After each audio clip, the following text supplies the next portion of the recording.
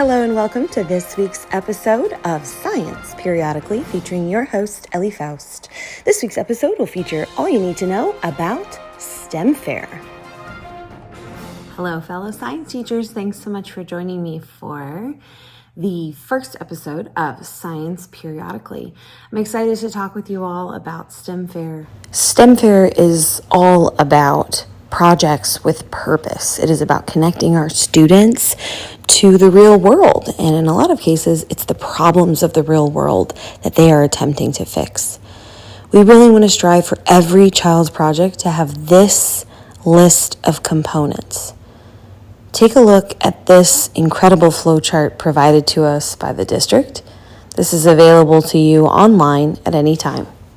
Let's begin by taking a look today at the 3 through 5 Nature of Science Instructional Guide outline. All of these lessons are found in Canvas for all grade levels, not just 3 through 5.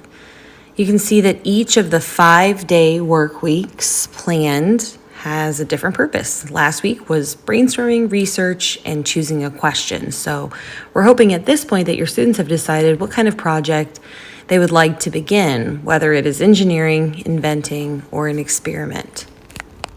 During week 2, students who plan to implement an experiment in their classroom for STEM Fair will be hypothesizing, whereas engineering and invention students will be discussing and writing about their own predicted outcomes based on their project. As you can see, there are student responsibilities and teachers' responsibilities throughout the week, and while the projects can happen at home or at school, it's important that everyone stay as close to the timeline as possible to ensure that the purpose of the project and the goal is fulfilled. Please note that week 4 in this unit is the wrap-up. It is where students are communicating results because the project should be complete by then. As a model for today's episode, I've selected the grade 5 planning guide as a way to communicate where all of the students in the younger grades are headed. You can see the blue hyperlinks will lead you to materials that you will highly likely need, as well as exit tickets and notebook stops so that you can be assessing throughout the process of STEM Fair. One of the key details with STEM Fair that I think should be clearly communicated is that students very much have a choice when they are selecting a project. They can be performing a traditional science experiment with variables and multiple trials, or they can be working on an engineering project, which is the enhancement or improvement of something that already exists. They also have the option to be inventors. Now, if you're looking for information on each of those different categories, the blue hyperlinks on those pages that I just showed you in your Canvas on your instructional guides is exactly where you need to go. And you'll see that there are materials lists and videos and highly interactive opportunities for you as a teacher to learn more about STEM Fair before you dig too deep with your students. So even though you're about a week in, I highly recommend going back and looking back over those blue hyperlinks once again.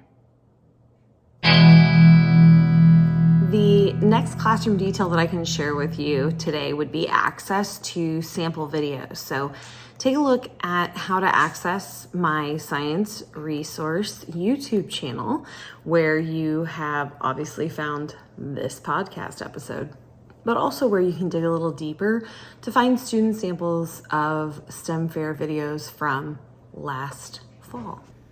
On your device, you're going to want to find and open the YouTube app.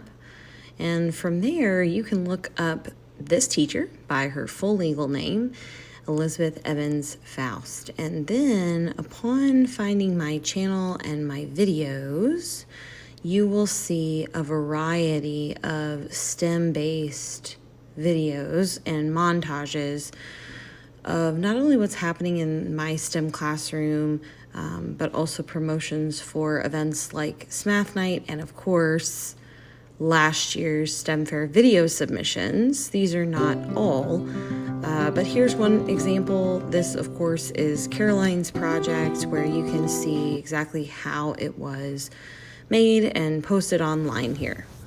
All right, here are your last few details that you need to know for the week ahead. By now, you should have project proposals. Every student in your class should know who they're working with, and they should know at least generally what it is they'd like to work on. Make sure you're communicating with parents. You're going to need support and supplies, whether you're doing it in your classroom or whether they're doing it at home. And of course, remember that December 22nd is the deadline. Each teacher is selecting 4 logs from each of their classes.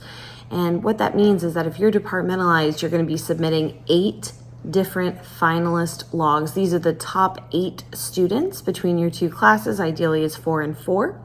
Those need to be turned into the egg crate outside of my classroom, where they will then be assessed and evaluated by the Science National Honor Society, one of our local high schools.